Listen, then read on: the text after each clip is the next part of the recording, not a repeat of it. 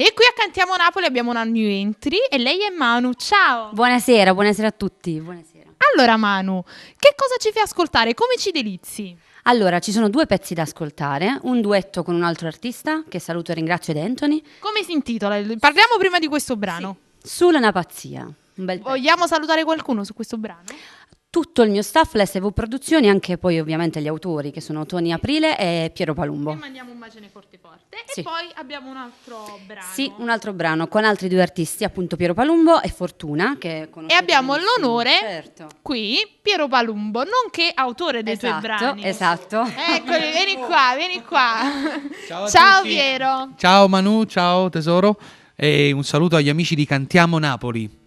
Allora Manu, quindi parliamo di questo brano con il nostro amico Piero e Fortuna che mandiamo un bacione forte. Sì, un bacio grandissimo. Noi 3 insieme, è un pezzo allegro estivo che puoi sentire e magari mi dici anche se ti piace, che ne pensi? Va benissimo, sicuramente. Vuoi fare qualche saluto in particolare? Ripeto, saluto tantissimo Fortuna, tutta la sua famiglia, il nostro Ciro, il papà di Piero, un bacione grandissimo e tutti i telespettatori di Cantiamo Napoli. E mandiamo un bacione Questo è un forte. gran gemellaggio, questa canzone ascoltatela perché veramente fa capire che tra noi campani e la Puglia non c'è rivalità, siamo una cosa, o si sta in Puglia o si sta in Campania, è la stessissima cosa. Perché lei viene direttamente Lei da Barletta. Da Barletta, per chi non l'avesse capito, noi è di Bolzano. E quindi non ci resta altro che salutare tutte le persone che ci seguono. Mira il dito. Facciamo col ditino perché noi siamo quelli di Cantiamo Napoli! Manu, Fortuna e Piero Palumbo ci cantano noi 3 insieme.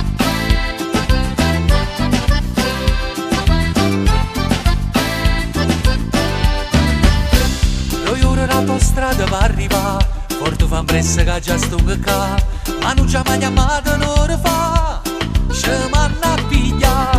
O tempo non capiamo, non ci sta, o che arriviamo ci pigliamo là, lei Piero pensa solo a camminare e non ti fermare. Non sapete quanta gente che ci stanno già aspettando e ci vogliono sentire cantare. A noi 3 insieme,